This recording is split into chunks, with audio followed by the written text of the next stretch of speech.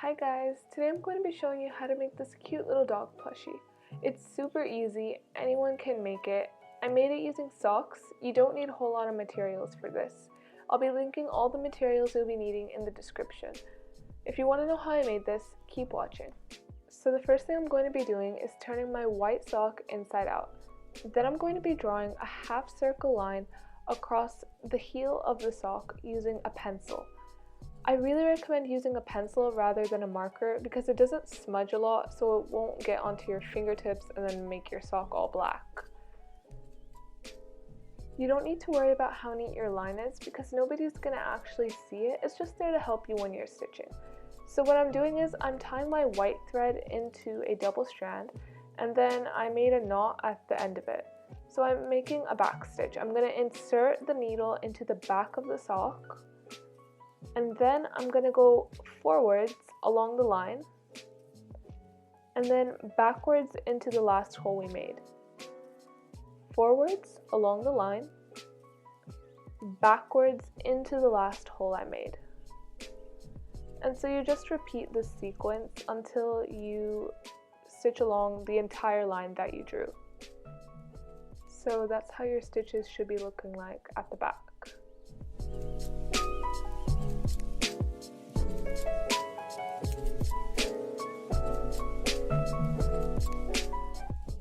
And then to close off the stitch, I'm going to be loop knotting it. So what I'll do is I'll make a loose stitch and then I'll insert my needle into the little loop.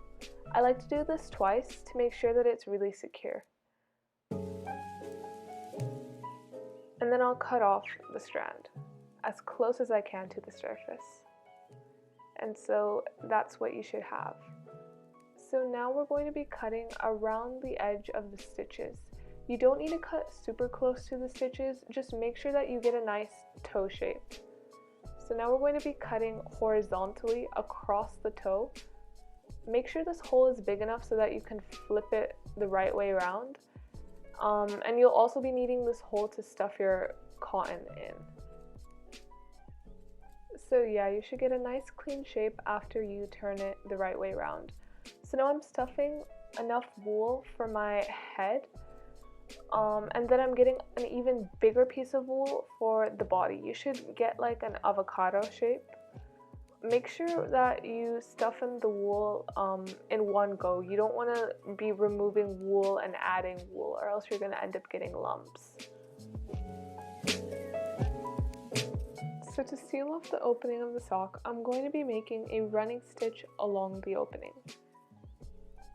So I'll first insert my needle from the inside of the sock, and I don't want to pull it all the way through. I just want to make sure that the knot at the end stays on the outside, and I'll try to keep this in mind while I continue to stitch. Then I'll insert my needle 1 centimeter away from the first stitch, and then I'll repeat that. So really you're just going in a forwards direction, and you're inserting each stitch 1 centimeter away from the other. You'll also want to remember as you're stitching to gently tug onto your thread every time you make a stitch so that your opening eventually gets closed.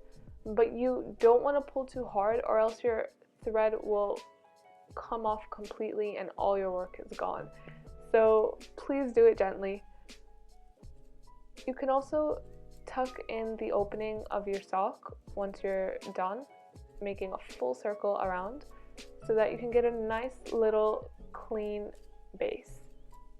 Once I'm done with the running stitch, I'm going to be inserting my needle into every fold I see.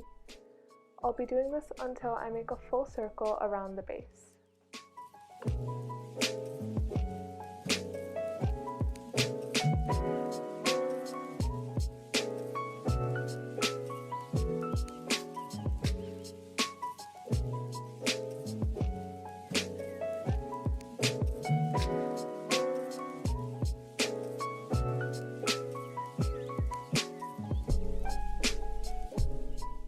And then I'll make a little crisscross shape along the base with my needle. And then I'll insert my needle horizontally across it. And then to close it off, I'll just make a few loop knots.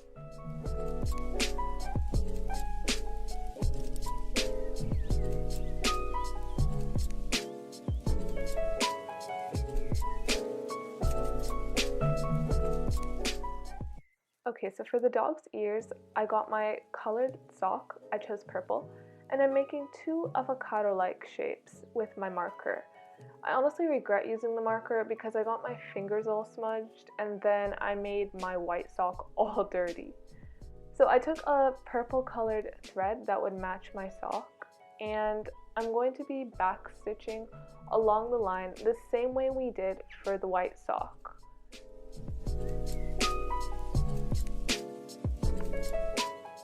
And again, I'll be cutting around the edge of my stitches.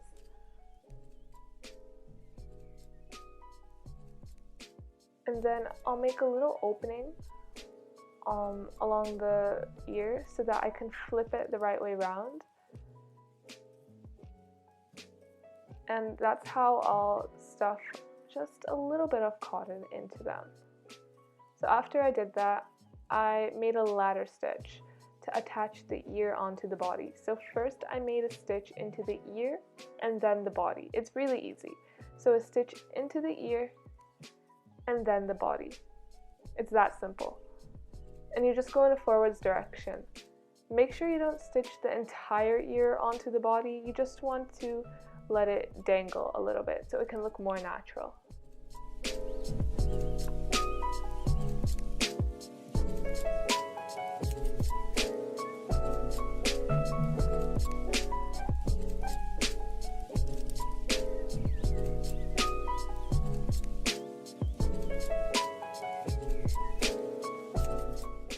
And then when I felt like the ear was secure enough, I just closed it off with a loop knot.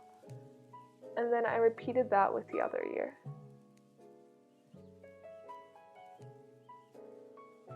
So that's how my dog looks like after attaching the ears. I think I should have stitched them on a little higher.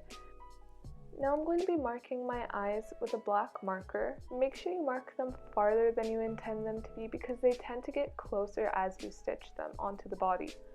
So I tied my bead onto the end of black thread. I really recommend that you use black thread for this.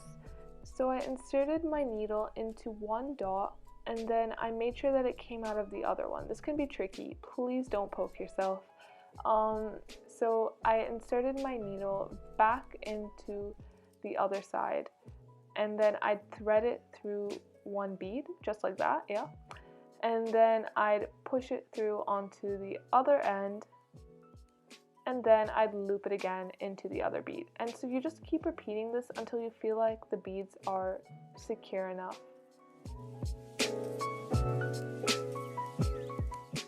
When I was closing off the thread for the eyes, I actually made a mistake and I ended up giving my dog a little eyelash on one eye.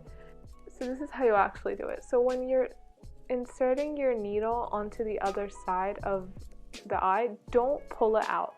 Push it into the back of the head and then cut it super close to the surface. The thread should go right into the wool. It won't fall out. It'll be secure. So now I'm drawing on my mouth onto the dog with a pencil. You don't want to make it too dark or else it might be visible. So I have red thread and I pushed it into the back of the body and I'm making a little back stitch. So I'm going backwards and then I'm poking into the other hole that I made, and then again I'm going backwards into the hole. So the idea is that every time you make a stitch, you're poking into the last hole that you made, and just keep stitching along the line and it'll be really neat.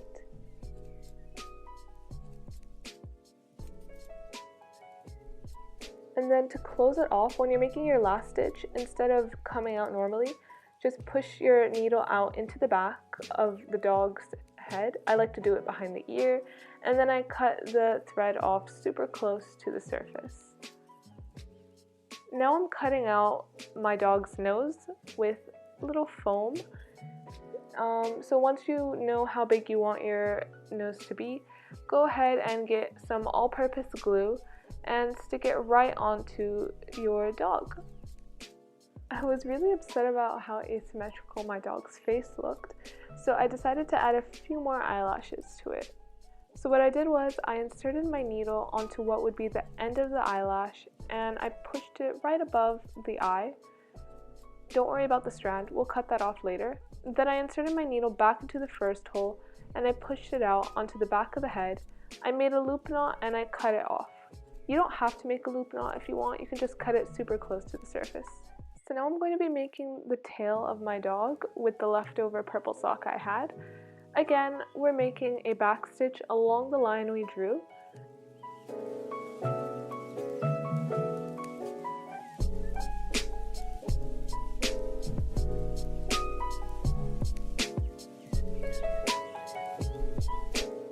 Once I'm done with that, I'll be cutting around it, and then I'll cut across the tail horizontally so that I can turn it around and stuff just a little bit of cotton into it, and then I'll ladder stitch it onto the body.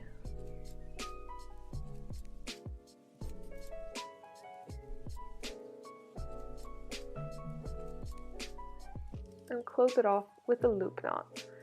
So yeah, that's my finished dog. I hope you enjoyed that tutorial, as messy as it may have been.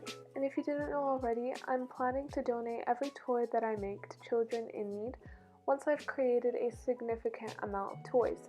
I really believe that it's important for us to be taking care of the mental health of displaced children. We need to make sure that they're getting that childhood they deserve. If you want to see more of my journey, please follow me on Instagram. The link to my account will be in the description. You can also subscribe to my YouTube channel so you can see me make more toys. I'm also inviting you guys to join in and help. I've left a link in the description so that you guys can donate through UNICEF to children in Yemen. At the moment, unfortunately, the children there are experiencing the pandemic, famines, and war all at the same time. And it would be wonderful if you guys could show your support. Well, that's all for today. Thank you so much and have a wonderful day.